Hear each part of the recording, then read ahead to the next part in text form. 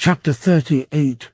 Nothing discouraged my 2 unsuccessful visits to the retreat of the sage whose advice he sought to secure. Liu Bei made preparations for a 3rd visit. His brothers disapproved, and Guan Yu said, "Brother, you have sought him twice. Surely this is showing even too much deference. I do not believe in this fame of his for learning. He is avoiding you and dare not submit to the test. Why so obstinately hold this idea? You are wrong, my brother." In the spring and autumn period, Prince Huan of Kai paid 5 visits to the eastern suburb before he got to see Guanzhong, and my desire to see Zhu Jiang is even greater than his. "I think you are mistaken," said Zhang Fei. "How can this villager be such a marvel of wisdom? You should not go again, and if he will not come, I will bring him with a hempen rope. Have you forgotten the great King Wen's visit to Lu Wang, the old man of the river? Why, if King Wen could show such deference to a wise man, why am I too deferential? If you will not go, your brother and I will go without you," said Liu Bei. "If you too go, how can I hang back?" said Zhang Fei. "If you go, then you must be polite." Zhang Fei said he would not forget himself, and the 3 set out. When they were a 1/4 mile from the little cottage, Liu Bei dismounted, deciding to show his respect by approaching the house on foot. Very soon he met Zhu Jiang, whom he saluted with great deference, inquiring whether his brother was at home. "He returned last evening. You can see him today, General." As Zhu Jiang said this, he went off with some swagger. "Fortune favors me this time," said Liu Bei. "I am going to see the master." "That was a rude fellow," said Zhang Fei. "It would not have hurt him to have conducted us to the house. Why did he go off like that?" "Each one has his own affairs," said Liu Bei. "What power have we over him?" Soon the 3 stood at the door, and they knocked. The serving lad came out and asked their business. Liu Bei said very deferentially, "I would trouble the servant of the genius, gentle page, to inform the master that Liu Bei wishes to pay his respects to him." "My master is at home, but he is asleep. In that case, do not announce me." Liu Bei bade his 2 brothers wait at the door quietly, and he himself entered with careful steps. There was the man he sought lying asleep on the couch, stretched on a simple mat. Liu Bei saluted him with joined hands, at a respectful distance. The time passed, and still the sleeper did not wake. The 2 brothers left without, beginning to feel impatient, also came in, and Zhang Fei was annoyed, seeing his revered elder brother respectfully standing by while another slept. "What an arrogant fellow is this master," said he. "There is our brother waiting while he sleeps on perfectly carelessly. I will go to the back of the place and let off a bomb and see if that will rouse him." "No, no, you must do nothing of the kind," whispered Guan Yu. Then Liu Bei told them to go out again. Just then Liu Bei noticed that the master moved. He turned over as though about to rise, but instead he faced the wall and again fell asleep. The serving lad made as if he would rouse his master, but Liu Bei forbade him to be disturbed, and Liu Bei waited yet another weary hour. Then Zhu Jiang woke up, repeating to himself the lines, "Can any know what fate is his? Yet have I felt throughout my life. The day would come at last to quit, the calm retreat for toil and strife." As he finished, he turned to the lad, saying, "Have any of the usual people come?" "Liu Bei, the uncle of the emperor, is here," said the boy. "He has been waiting a long time." "Why did you not tell me?" said he, rising from the couch. "I must dress." Zhu Jiang rose and turned into a room behind to dress. In a short time he reappeared, his clothing properly arranged to receive his visitor. Then Liu Bei saw coming toward him a young man of medium height with a refined face. He wore a head wrap and a long crane-white gown. He moved with much dignity, as though he was rather more than mortal. Liu Bei bowed, saying, "I am one of the offshoots of the Han family, a simple person from Zhuo. I have long known the master's fame, which has indeed thundered in my ear. Twice I have come to visit you without success. Once I left my name on your writing table. You may have my note." Zhu Jiang replied, "This hermit is but a dilatory person by temperament. I know I have to thank you for more than one vain visit, and I am ashamed to think of them." These courteous remarks and the proper bows exchanged, the two men sat in their relative positions as host and guest, and the serving lad brought tea. Then Zhu Jiang said, "From your letter, I know that you grieve for both people and government. If I were not so young, and if I possessed any talent, I would venture to question you." Liu Bei replied, "Sima Hui and Zhu Shu have both spoken of you. Can it be that their words were vain? I trust, O master, that you will not despise my worthlessness, but will condescend to instruct me. The two men you speak of are very profound scholars. I am but a peasant, a mere farmer, and who am I that I should talk of empire politics? Those two misled you when they spoke of me. Why do you reject the beautiful jewel for a worthless pebble? But your abilities are world-embracing and marvelous. How can you be content to allow time to pass while you idle away life in these secluded haunts? I conjure you, O master, to remember the inhabitants of the empire, and remove my crass ignorance by bestowing instruction upon me. But what is your ambition, General?" Liu Bei moved his seat nearer to his host and said, "The Huns are sinking, designing ministers steal away their authority. I am weak, yet I desire to restore the state to its right mind.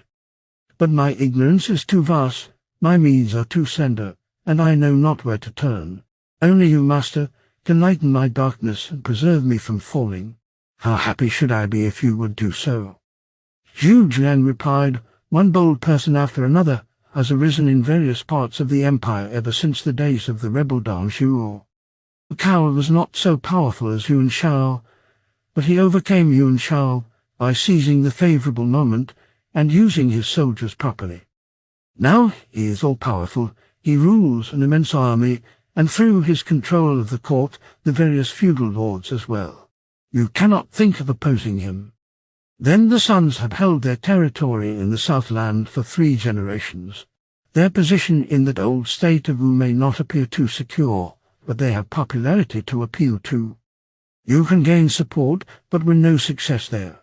The region of Jingzhou rests on the 2 rivers Han and Lion to the north, and their interests lie in all to the south of these rivers. On the east they touch Wu, and on the west they extend to the ancient states of Ba and Shu. This is the area in which decisive battles have to be won, and one must hold it in order to be secure, and heaven has virtually made it yours.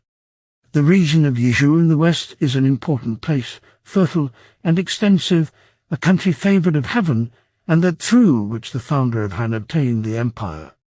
Its ruler Liu Zhang is ignorant and weak.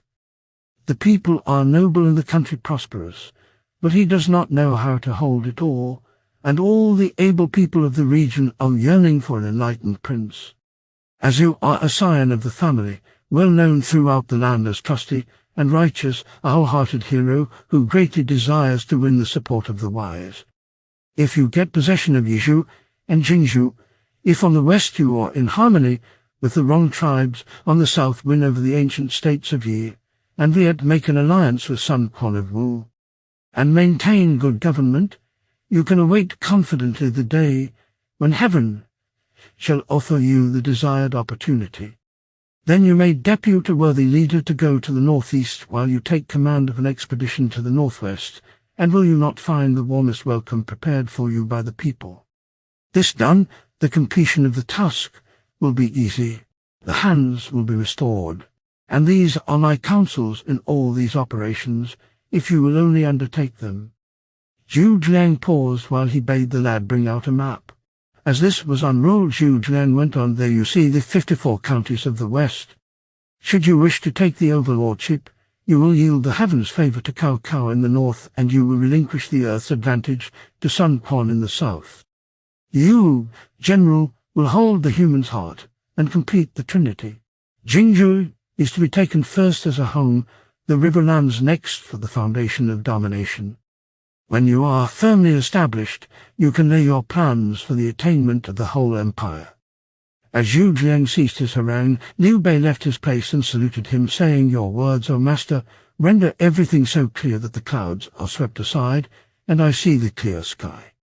But Jingzhou belongs to Liu Bio, my kinsman, and Yizhou to another kinsman, Liu Shan. I could hardly take the lands from them.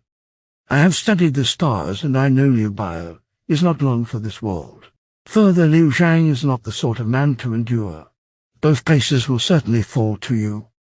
Liu Bei bowed his acknowledgments. And so, in one conversation, Zhu Jiang proved that he, who had lived in complete retirement all his life, knew and foresaw the tripod division into which the empire was to break. True, indeed, is it that throughout all the ages no one has ever equaled his intelligence and mastery of the situation. Behold, when Liu Bei frets that he is weak, then sleeping dragon is not far to seek. When he desires to know how things will hap, the master, smiling, shows him on the map. "Though I be of small repute and scanty virtue," said Liu Bei, "I hope, O master, you will not despise me for my worthlessness, but will leave this retreat to help me. I will assuredly listen most reverently to your words." Zhu Jiang replied, "I have long been happy on my farm, and am fond of my leisure. I fear I cannot obey your command." Liu Bei wept. "If you will not, O master, what will become of the people?" The tears rolled down unchecked upon the lapel and sleeves of Liu Bei's robe. This proved to Zhu Jiang the sincerity of his desire. Hence, Zhu Jiang said, "General, if you will accept me, I will render what trifling service I can." Liu Bei was greatly delighted. He called in Guan Yu and Zhang Fei to make their bow and brought out the gifts he had prepared. Zhu Jiang refused all the gifts. "These are not gifts to engage your services, but mere proof of my regard," said Liu Bei. Then the presents were accepted. They all remained that night at the farm. Next day Zhu Jiang returned, and his brother said to him, "Uncle Liu Bei has come thrice to see me, and now I must go with him. Keep up the farm in my absence, and do not let the place go to ruin. As soon as my work is accomplished, I will certainly return." Then, turning from his humble home, he thought of peaceful days to come, when he should take the homeward way, and never beyond the valley stray. But duty kept him in the west, and there he found his place of rest. An old poem may be quoted here. The founder of Han seized his gleaming blade, and at Mangding hills the blood of the white snake flowed. He conquered Qin, destroyed Chu, and entered Xianyelm. After 2 centuries of rule the line was near broken. But Liu Zhu restored the glory at capital Luoying, and his children occupied the throne, till decay began in the days of Huan and Ling. The Emperor Xian removed the capital to Zucheng, and within the 4 seas all was confusion.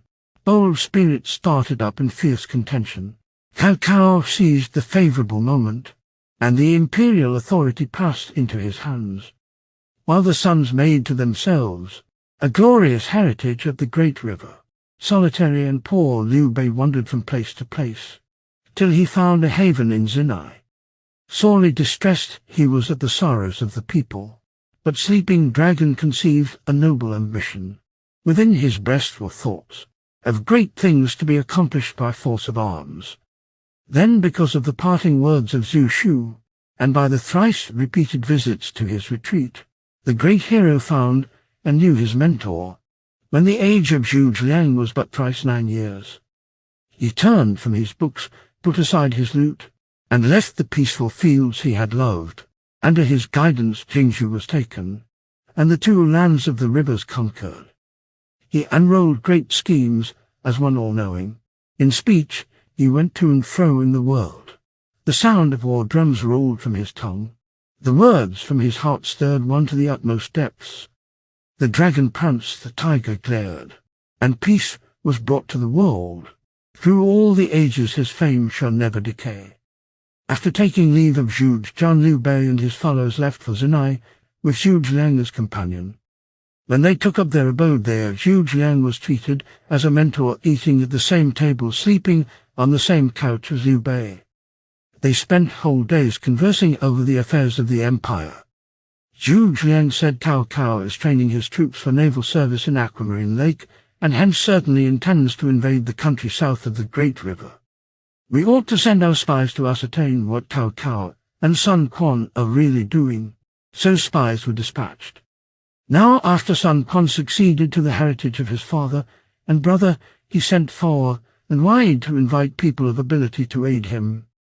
He established lodging places for them in Tuiji and Wu, and directed Gu Yong and Zhang Hong to welcome and entertain all those who came. And year by year they flocked in, one recommending another.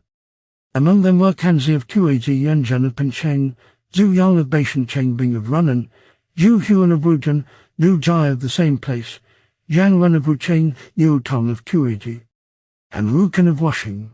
All these scholars were treated with great deference. Many able leaders came also. Among them were Lu Meng of Runan, Lu Zun of Wuzhen, Zhu Sheng of Langlai, Pan Zhang of Dongzhen, and Ding Feng of Luzhong. Thus Sun Quan obtained the assistance of many people of ability both in peace and war, and all went well with him. In the 7th year of rebuilt tranquility AD 202, Cao Cao had broken the power of Yuan Shao. Then he sent a messenger to the Southland ordering Sun Quan to send his son to court to serve in the retinue of the emperor. Sun Quan, however, hesitated to comply with this request, and the matter was the subject of much discussion. His mother, Lady Wu, sent for Zhu Yu and Zhang Zhao and asked their advice. Zhang Zhao said Cao Cao wishes a son to be present at court as a hostage whereby he has a hold upon us, as formerly was the case with all the feudal chiefs. If we do not comply with this request, he will doubtless attack the region. There is some peril. Zhu Yu said, Our Lord has succeeded to the heritage and has a large army of veterans and ample supplies. He has able officers ready to do his bidding. So why should he be compelled to send a hostage to any person? To send a hostage is to be forced into joining Cao Cao and to carry out his behests, whatever they be. Then we shall be in his power. It would be better not to send, but rather to wait patiently the course of events and prepare plans to attack. That is also my opinion, said the dowager. So Sun Quan dismissed the messenger, but did not send his son. Cao Cao resented this, and had since nourished schemes against the Southland. But their realization had been delayed by the dangers on the north, and so far no attack had been made. Late in the 8th year AD 203, Sun Quan led his armies against Huangzhou and fought on the great river, where he was successful in several battles. One of Sun Quan's leaders, Ling Cao, led a fleet of light vessels up the river and broke into Zaikou, but was killed by an arrow of Gan Ning, a general of Huangzhou. Ling Cao left a son, Ling Tong, 15 years of age, who led another expedition to recover his father's corpse, and was so far successful. After that, as the war was inclined to go against him, Sun Quan returned again to his own country. Now Sun Quan's younger brother, Sun Yi, was governor of Danyang. He was a hard man and given to drink, and in his cups very harsh to his people, ordering the infliction of severe floggings. 2 of his officers, military inspector Gui Lan and secretary Dai Yun, bore their chief a grudge and sought to assassinate him. They took into their confidence one Bai and Hong of the escort, and the 3 plotted to kill their master at a great assembly of officials at Danyang amid the banquets. Sun Yi's wife, Lady Zhu, was skilled in divination, and on the day of the great banquet she cast a most inauspicious lot. Wherefore she besought her husband to stay away from the assembly. But he was obstinate, and went. The faithless guardsman followed his master in the dusk, when the gathering dispersed, and stabbed him with a dagger. The 2 prime movers at once seized Bai and Hong, and beheaded him in the market-place. Then they went to Sun Yi's residence, which they plundered. Gui Lan was taken with the beauty of the dead governor's wife, and told her, I had avenged the death of your husband, and you must go with me. Lady Zhu pleaded, saying, It is too soon after my husband's death to think of remarriage. But as soon as the 30-day morning sacrifices are over, I will be yours. She thus obtained a respite, which she utilized to send for 2 old generals of her husband, Sun Gao and Fu Ying. They came, and she tearfully told her tale. My husband had great faith in you.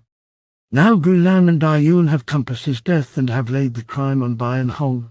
They have plundered my house and carried off my servants. Worse than this, Guilan insists that I shall be his wife. To gain time I have pretended to favour this proposal, and I pray you now send the news to my husband's brother, and beg him to slay these 2 miscreants and avenge this wrong. I will never forget your kindness in this life or the next. And she bowed before them.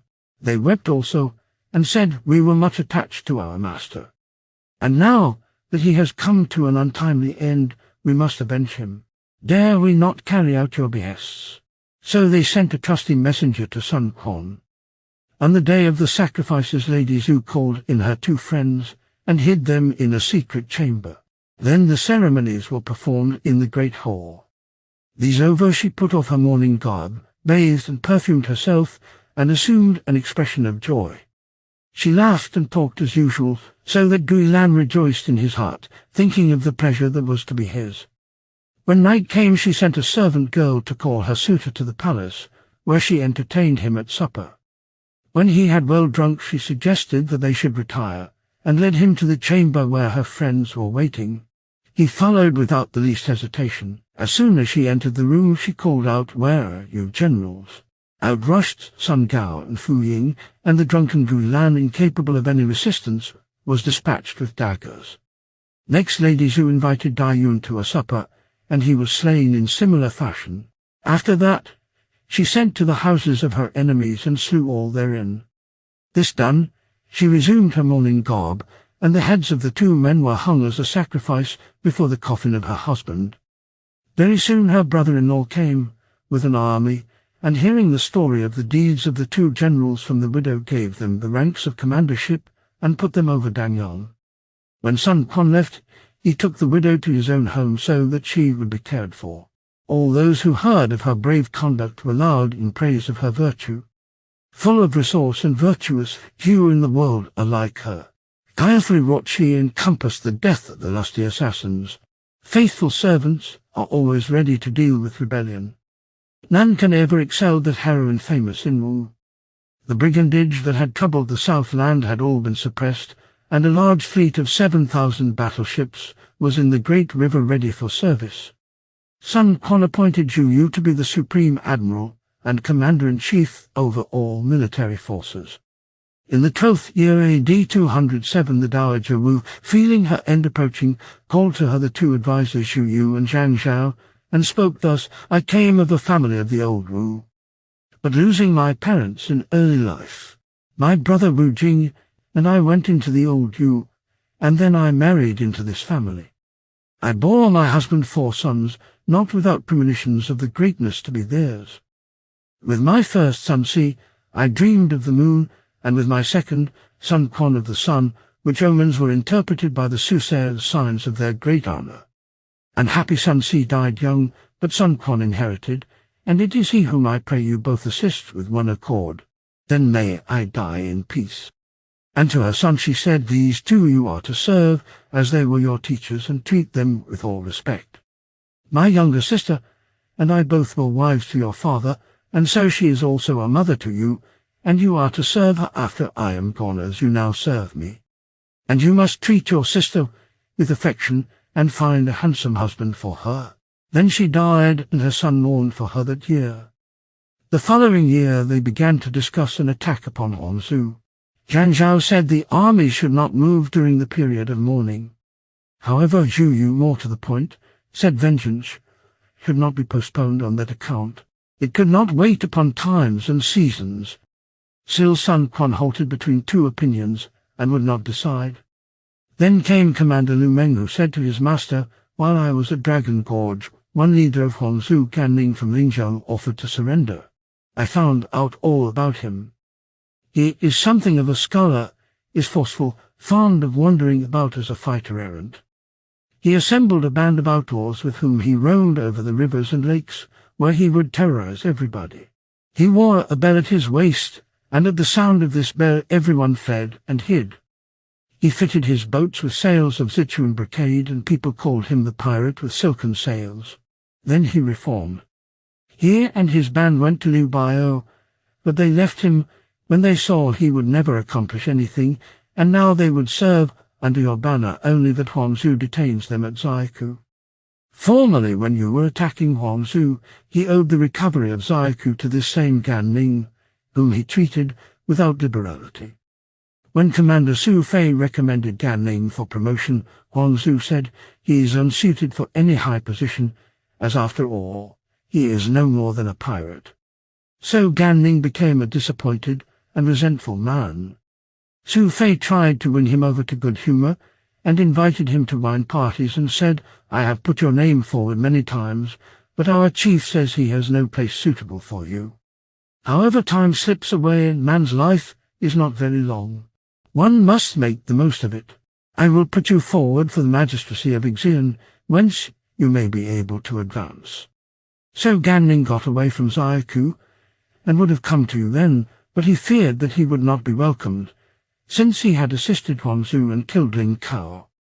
I told him you were always ready to welcome able people, and would nourish no resentment for former deeds. After all, every person was bound to do his best for his master. He would come with alacrity if he only felt sure of the welcome. I pray you express your pleasure. This was good news for Sun Quan, and he said with his help I could destroy Huangzu. Then Sun Quan bade Lu Meng bring Gan Ning to see him. When the salutations were over, the chief said, "My heart is entirely captivated by your coming. I feel no resentment against you. I hope you will have no doubts on that score, and I may as well tell you that I desire some plan for the destruction of Huangzu." Gan Ning replied, "The dynasty is decadent and without influence. The cow will finally absorb the country down to the river unless he is opposed. Liu Bio provides nothing against the future, and his sons are quite unfitted to succeed him. You should lay your plans to oust him at once before Cao Cao anticipates you. The first attack should be made on Huangzu, who is getting old and avaricious, so that everyone hates him. He is totally unprepared for a fight, and his army is undisciplined. He would fall at the first blow. If he were gone, you would control the western passes and could conquer the lands of Ba and Shu, and you would be securely established. The advice is most valuable," said Sun Quan, and he made his preparations. Zhu Yu was appointed commander-in-chief, Lu Meng was van leader. Dan Zai and Gan Ning were generals. Sun Quan himself would command the main army of 100,000 troops. The spies reported that Huangzu, who, at the news of an expedition against him, called his officers together to consult. He placed Su Fei in chief command. He also appointed Chen Ju and Deng Long as van leaders and prepared for general defense. He had 200 of warships under the command of Chen Ju and Deng Long, and these he placed strong bows and stiff crossbows to the number of more than 1,000, and secured the boats to heavy hawsers so that they formed a barrier in the river. At the approach of the southern fleet, the drums beat for the ships to attack. Soon arrows and bolts flew thick, forcing back the invaders, who withdrew till several miles of water lay between them and the defenders.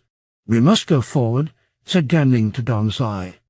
So they chose 100 light craft and put picked men on them, 50 to a boat. 20 were to row the boats and 30 to fight. These latter were armoured swordsmen. Careless of the enemy's missiles, these boats advanced, got to the defenders' fleet, and cut the hawsers of their ships so that they drifted hither and thither in confusion. Gan Ning leaped upon one boat and killed Deng Long.